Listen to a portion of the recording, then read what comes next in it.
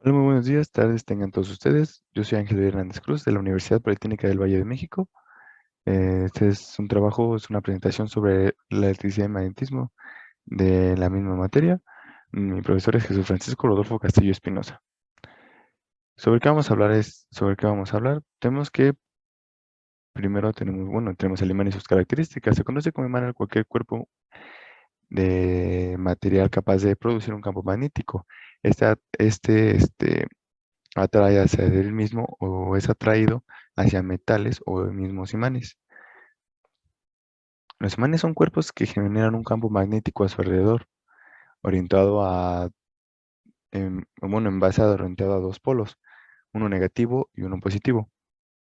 Estos polos se atraen con sus opuestos, positivo y negativo, pero se repelen en sus iguales. ¿Qué quiere decir esto? Que si ponemos un positivo y un positivo, estos se van a repeler. Pero si ponemos un negativo y un positivo, estos se van a atraer. Lo mismo pasa si juntamos dos negativos, estos se van a repeler. La línea dice que la línea que junta ambos polos se llama eje magnético. Es por la fuerza que dice, por la que se unen. ¿Qué es un campo magnético? Un campo magnético es un campo de fuerza creado como consecuencia del movimiento de cargas eléctricas. Tenemos que al juntar un mismo imán, ejerce un campo en el que está rodeado por muchos movimientos de cargas. Esto hace que se atraiga o se repelan cargas del mismo o diferente carga. Tenemos que la fuerza de un campo magnético se mide en Gauss o en Tesla, G o T. El flujo crece con la distancia a la fuente que provoca el campo. ¿Cómo se origina un campo magnético? Como antes mencionado, dice que debe existir una fuente de energía magnética, una carga en movimiento o una corriente eléctrica. Estos elementos son los únicos capaces de crear un campo magnético y los únicos que pueden ser afectados por él. Tenemos que, como antes ya mencionado, tenemos que el imán ejerce cierta atracción por el movimiento de cargas que están en constante movimiento. Tenemos una carga eléctrica genera a su alrededor un campo magnético que ejercerá una fuerza sobre otra carga en movimiento. Hay muchas formas de generar un campo magnético. Una como por ejemplo es la carga magnética. Lo mismo sucede con las corrientes eléctricas. El caso de los imanes en particular, como mencionado, es un caso muy particular porque no hay cargas en movimiento involucradas, sino que estos materiales generan un campo magnético debido a ciertos fenómenos microscópicos de cierta complejidad. Sus características de campo magnético son de que tienen un polo norte y sur, los polos opuestos se atraen y los polos iguales se repelen. Se pueden generar a partir de corrientes eléctricas en movimiento o de imanes. Cuanto más cerca esté un campo magnético del punto de origen, mayor será su intensidad. Su propagación ocurre a la velocidad de la luz. Se representa con las llamadas líneas de campo magnético.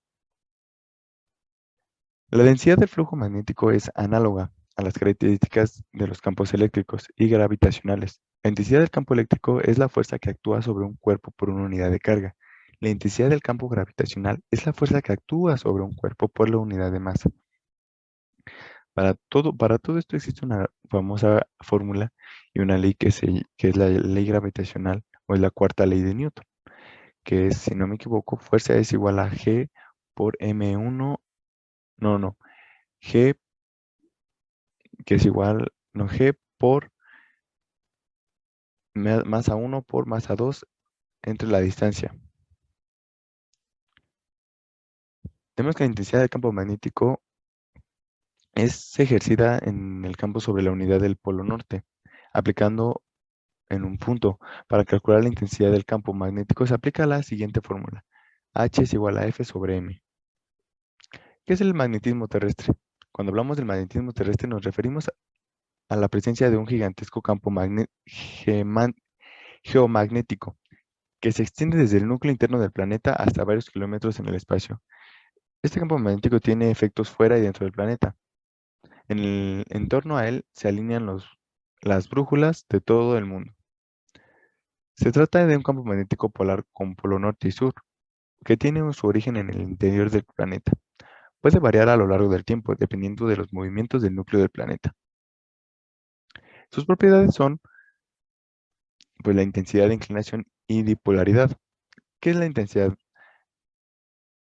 La intensidad es la cantidad de fuerzas con las que se va a medir esos movimientos. Entonces, ¿qué tenemos? Dice que la máxima en los polos y mínima en el ecuador, variando aproximadamente entre 25.000 y 61 nanoteslas.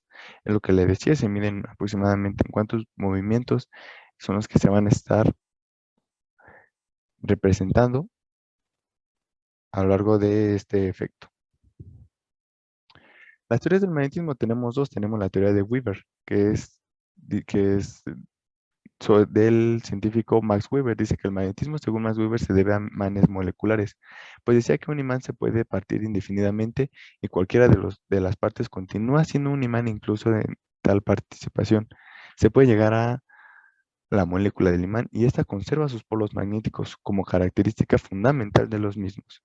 Esta teoría establece también que el proceso de la imantación de cualquier material ferromagnético consiste en alinear los imanes moleculares en filetes magnéticos, que antes de la imantación tenían direcciones aleatorias. Cada uno en los extremos de los filetes se localizan los polos formados tal como se muestra enseguida. El desarrollo histórico del magnetismo tenemos que fueron conocidos en la antigua Grecia. Se dice que por primera vez se observaban en la ciudad de Magnesia del Meandro en Asia Menor. De ahí el término magnetismo. Sabían que ciertas piedras atraían el hierro y que los trozos de hierro atraídos atraían a su vez a otros.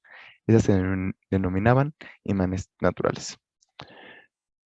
Campo magnético dado por una corriente. Tenemos que el valor magnético creado por un punto dependerá de varios factores: la intensidad de la corriente eléctrica, la densidad de un punto respecto al hilo conductor, la forma que tenga el conductor por donde pasa la corriente eléctrica. Dice que para determinar la dirección y sentido del campo magnético podemos usar la llamada regla de la mano derecha, como se ve en la figura, utilizando dicha mano y apuntando con el dedo pulgar hacia el sentido de la corriente. La curvatura del resto de dedos nos indicará el sentido del campo magnético. Bueno, eso sería todo. Muchísimas gracias por la atención. Espero les haya gustado y cualquier duda estarás pendiente. Muchísimas gracias.